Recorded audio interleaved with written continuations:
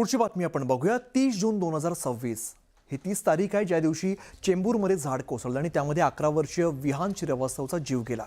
आता यावरून मुंबई महापालिकेचा अहवाल समोर आलाय, ज्यामध्ये मुंबई महापालिकेच्या अधिकाऱ्यांना क्लीन चिट देण्यात आली आहे, तर कंत्राटदारांना 7 लाखांचा दंड ठोठावण्यात आलाय।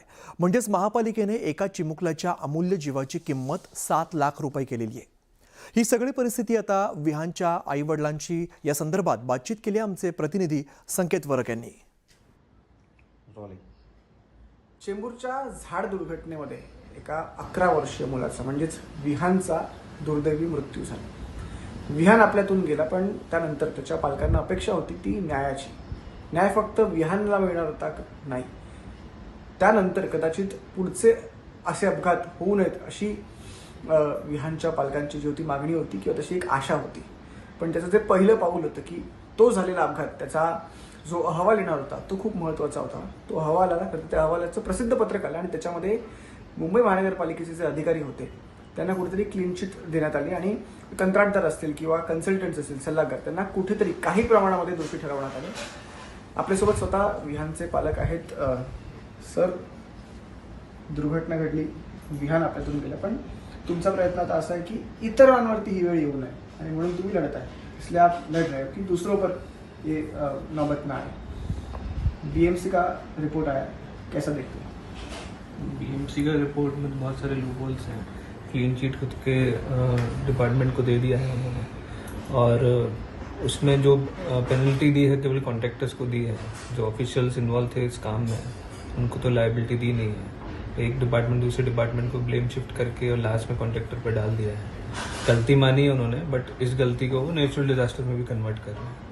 हमारा तो ये इंक्वायरी है, ये दरख्वास्त है कि जो इंक्वायरी कमीशन बैठा था या कमेटी बैठी थी वो खुद ही कॉन्फ्लिक्ट था उसमें। जो रिपोर्ट की फाइंडिंग है उसमें बीएमसी मेयर खुद ही उसको एक्सेप्ट नहीं कर रही हैं, तो उनको ये सब चीज़ें ध्यान में रखते हुए एक इंडिपेंडेंट कमेटी दोबारा बनानी चाहिए, और जिसमें टेक्निकल एक्सपर्ट्स भी रहेंगे, एनवायरनमेंट वाले भी रहें तो अच्छा है, और उसकी फाइंडिंग्स से कुछ हम इम्प्लीमेंट कर पाएँ फ्यूचर में इम्प्रूवमेंट वो आए। और दूसरा, जो लोग गलती हुई है, कहाँ गलती हुई है, किससे हुई है, उन सबका नाम बराबर से सामने है और सबको एज पर लॉ पनिशमेंट मिले, यही एक हमारा डिमांड है। इन केस अगर ये सब नहीं होता है, इसमें देर होता है, तो फिर हम लोग लीगल ऑप्शंस भी एक्सप्लोर करेंगे, इसको परस्यू करेंगे। सर, मीनवाइल पिछले कुछ दिनों में कुछ कम्युनिकेशन आपके साथ हुआ था क्या?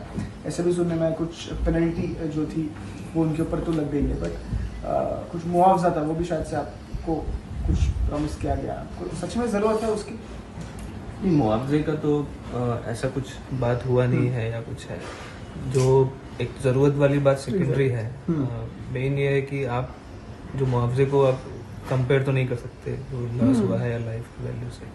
मुआवजा का तो हमारा स्टैंड पहले भी था, जो फैमिली के स्टेटमेंट आए थे कि अगर कुछ हुआ तो उसको नोबल कॉज के लिए यूज़ करेंगे, बट मुआवजा हमारा ऑब्जेक्टिव नहीं है। ऑब्जेक्टिव है कि जो गलती है उनको बराबर सजा मिले और कुछ ऐसा प्रोसेस बने आगे जाके जिससे कि ये सब दुर्घटनाएं नहीं हो, पेड़ गिरने की हो या मैनुअल वाली हो, सब जो है बड़ी घटनाएं हुई हैं उसमें बारिश में, नेक्स्ट बारिश में ऐसा नहीं हो, ये हमारा है। सर, ऑनेस्टली बड़ा दिल लगता है कि इतना होने के बाद भी लड़ रहे हो। आपको पता है कि ये लड़ाई जीतने के बाद भी विहान तो वापस आने वाला है नहीं, बट जो दूसरे बच्चे हैं उनके लिए आप लड़ रहे हो। सेकेंड रिपोर्ट अगर आती है वेल एंड गुड, बट अगर नहीं आती है तो कुछ लॉ ओरिएंटेड विल ट्राई।